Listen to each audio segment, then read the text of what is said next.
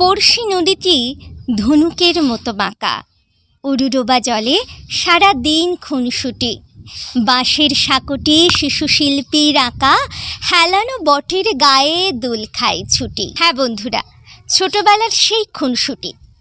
আজকে এখানে এসে সেই ছোটবেলার কথা খুব মনে পড়ছে।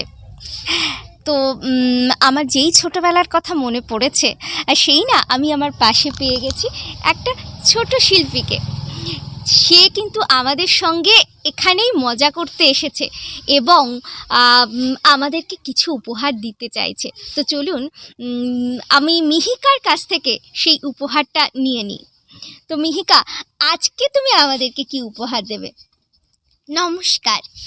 কবি ভবানী প্রসাদ মজুমদারের লেখা কবিতা রং বদলের ব্যাপার স্যাপার। কালো হওয়ার কারণ। দিল্লি থেকে বিল্লি এলেন, দুধের মতো সাদা।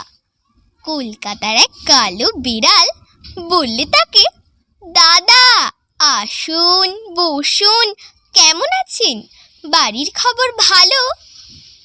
সাদা বিড়াল বললে, তোমার রংটা কেন কালো? কালো বিড়াল বললে, শুনুন, রাখুন আগে বেডিং। আমি যখন জন্মেছিলাম চলছিল লোডশেডিং। সাদা হওয়ার কারণ। কুচবিহারের রাজার ছিল একটা কালো হাতি।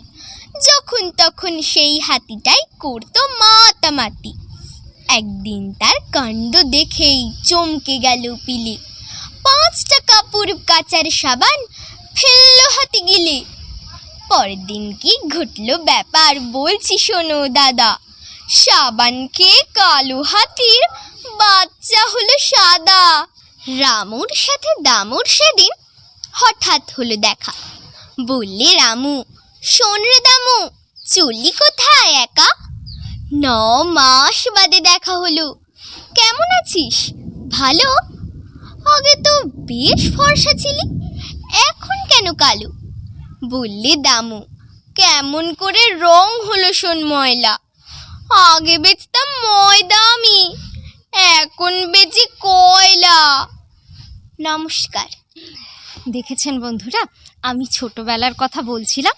ঠিক ছোটবেলায় মানুষ যেমন কেমন ভাবে সেরকমই একটা কবিতা আমরা কিন্তু উপহার পেয়ে গেলাম। তো মিহিকা, তোমাকে অনেক অনেক ধন্যবাদ রেডিও সুন্দরবনের পক্ষ থেকে। ধন্যবাদ। তো আজকে বন্ধুরা, রেডিও সুন্দরবনের অনুষ্ঠান কিন্তু এই পর্যন্ত। আবারও অন্য কোনো প্রোগ্রামে অন্য কোনো জায়গায় আসছি আপনাদের সঙ্গে দেখা করতে। আমি আরজে কুহেলি। নমস্কার।